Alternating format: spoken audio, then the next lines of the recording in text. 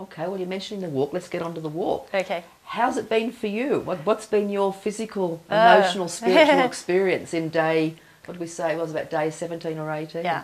Well, I have to say it's been like a roller coaster ride. Mm-hmm. There's been such highs and such lows, as you know too, right? Oh, yeah. Physically, I think I've been doing pretty well, but I've been challenged. I'm real grateful that I've done my curves workouts because I know that's certainly prepared me. But I don't think there was any one thing that could have prepared me physically for this walk because day after day of walking in strenuous steps. I mean, some of those steps, remember, 2 feet high? Yeah. I mean, that's not something you normally do. So, Yeah. so it was hard to prepare for that. But I think for me, it was probably more of an emotional journey. I've, being away from my family, I live in my protected little world. I have a loving family. My whole family lives on the end of my ranch. I've got my mom, my dad, my brother, sister, my brother-in-law, and nieces all close by, and so we're a really close family, so I miss them so much. And it was tough, and my staff. How many staff do you have? We have probably altogether about 300 staff. In Texas? In Texas. Wow. Okay. Yeah. Yeah. And they have been very encouraging. They've really helped along. Before we left, they gave me a little bag, and for every single day of the walk, I had a letter. So every night I go to bed, I get to read a letter from one of my staff members. And so it's been very encouraging. But Olivia said this many a times, but this journey has really, I've not been affected by cancer personally. I did lose my grandfather from cancer, but I was like in my 20s. As a matter of fact, on the day that we were at the old Dragon's Head, that was April 10th, that would have been my grandfather's 100th birthday. Isn't that amazing? Yeah. So it was a special day for me that I could just celebrate and honor him. And he never did get to see what I grew up to be from his influence. He was a great man.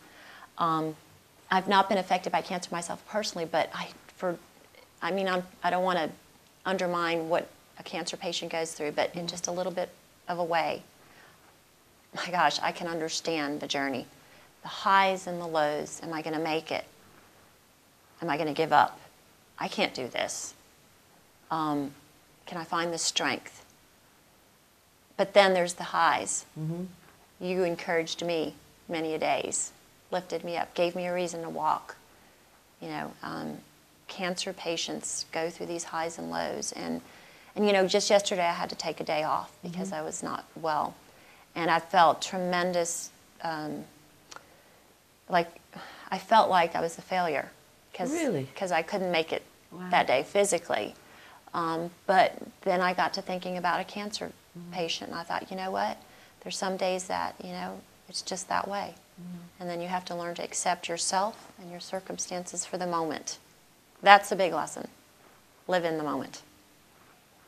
You can't, if I had started thinking from the early days of our walk, how many days I had left, I probably wouldn't have made it. Because I thought many days, I'm not going to make this. I can't do this for 21 days. This is insane. Because it was so challenging. Wasn't it challenging? Absolutely, on so many levels, such different terrain. For me, what's really interesting of what you've just said, and I think this is one of the reasons why I love doing this sort of a show, because the people we have on are really people that are making a difference. And what you've created with your husband is huge and powerful and beneficial, and yet you've just said, you thought you were a failure because you had to take a day off or whatever.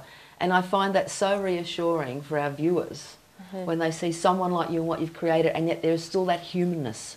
Right. It encourages everybody to keep going, to go for the dreams, to go for the goals. Yeah. So thank you for, to be humble enough to share that fact that you also have doubts, regardless of what you created out there. Yeah. And taking it a step further, I really want to encourage our women. I know cancer's a really tough battle, but every day that I go into the office or our franchisees go into their local curves, these women feel like the battle of obesity and controlling their weight is as heavy as something like that. To them, they feel like, I can't do this.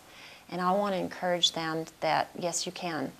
You can do it. Borrow willpower from your friend. Grab a friend, make them hold you accountable, because sometimes we just need to be held accountable and cheered on, and they can do it. We're strong. We're stronger than we think. We are, and it's having the support. We'll take another break and come back and find out a little more about Diane's personal journey of what she actually wanted to do when she was a kid. Because I'd be curious to see what you wanted to do way back then Yeah. and how it fits in now.